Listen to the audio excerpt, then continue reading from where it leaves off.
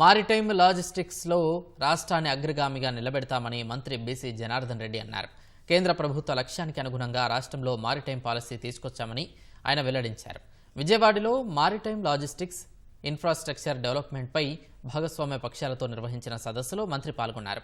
సుదీర్ఘ సముద్ర తీరాన్ని వినియోగించుకుని ప్రపంచ స్థాయి పోర్టులతో పోటీ పడేలా మౌలిక సదుపాయాలు కల్పిస్తున్నామన్నారు. 2030 నాటికి దేశానికి మారిటైమ్ గేట్వేగా రాష్ట్రాన్ని తీర్చిదిద్దుతామని బీసీ జనార్దన్ రెడ్డి అన్నారు. 2047 నాటికి దేశంలో పోర్టుల ద్వారా నిర్వహించే రవాణాలో రాష్ట్రం 20% వాటా చేజిక్కించుకోవాలన్న లక్ష్యంగా ముందుకు వెళ్తున్నామన్నారు. రాష్ట్రంలో మారిటైమ్ వర్సిటీ ఏర్పాటు చేయనున్నట్లు మంత్రి తెలిపారు. రవాణా రంగంలో వ్యయాన్ని తగ్గించేలా ప్రణాళికాబద్ధంగా పనిచేస్తున్నామని పరిశ్రమల శాఖ కార్యదర్శి యువరాజు తెలిపారు.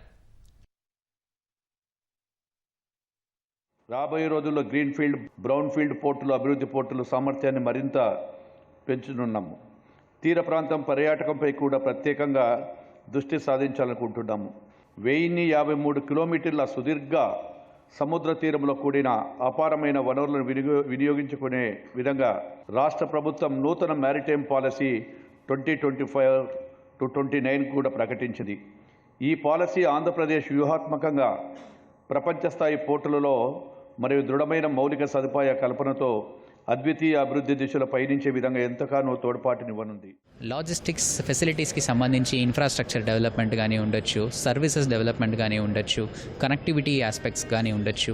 సో ఇవన్నిటి మీద మనం exporters, importers, port operators, e commerce operators, cold chain, warehouse logistics operators అందరినీ కూడా ఈరోజు పిలిచి వాళ్ళ ద్వారా ఉన్న ఇష్యూస్ ఏంటి, ఇన్ఫ్రాస్ట్రక్చర్ గ్యాప్స్ ఏంటి, అది ఎట్లా మనం అడ్రస్ చేయబోతున్నాము, what are the different models of development, అవన్నీ కూడా చర్చించడం జరిగింది.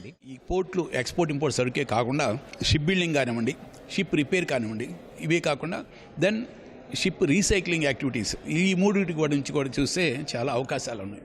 దీనికి సంబంధించి ఎలాగా ఏ పోర్ట్లో ఏం చేస్తే బాగుంటుందనే ఉద్దేశం చొప్పున ఈరోజు వాళ్ళు ఆల్రెడీ డిస్కషన్ చేయడం జరిగింది. దీనికి సంబంధించి అనేక మంది కన్సల్టెంట్స్ వచ్చారు.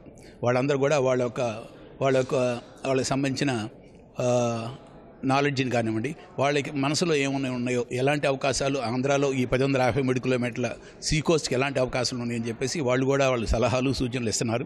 అవన్నీ తీసుకొని మనం కనుక ముందుకెళ్తే డెఫినెట్గా మన ఏపీ అనేది నెంబర్ 2 పొజిషన్లో. మన రాజధాని అమరావతి రాజధాని ఏదైతే ఉందో, రాజధాని యొక్క కన్స్ట్రక్షన్స్ అంటే దాని యొక్క కట్టడం ఏదైతే ఉందో అవన్నీ కూడా మొదలవుతున్న సందర్భంలో వాటికి సంబంధించి ముఖ్యంగా రోరో అంటే రోల్ ఆన్ రోల్ ఆఫ్ అనేటువంటి కాన్సెప్ట్ ఏదైతే ఉందో, అలా కంటైనర్ కానీ లారీ డైరెక్ట్గా ఆ పంట మీదకి వచ్చేసి అది అలాగా తిన్నగా డెస్టినేషన్ అంటే ఎండ్ టు ఎండ్ డెస్టినేషన్ అనేది ఏదైతే ఉందో ఆ ఫెసిలిటీ కనుక మనం ఇబ్రహీంపట్నం నుంచి అమరావతి వరకు పెట్టినట్టయితే ప్రస్తుతం జగ్గయ్యపేట నుంచి ఏవైతే వెళ్తున్నాయో సుమారుగా 70 కిలోమీటర్లు తగ్గించిన వారు అవుతాం. అలాగే సంవత్సరానికి ఫారెక్స్ రెవెన్యూలో 36 కోట్లు సంవత్సరానికి ఆదా అవుతుంది. ఓవరాల్గా ఎకానమీ చూసుకున్నట్టయితే 156 కోట్లు సంవత్సరానికి మనకి ఎకానమీకి కంట్రిబ్యూట్ చేసే పరిస్థితుంది.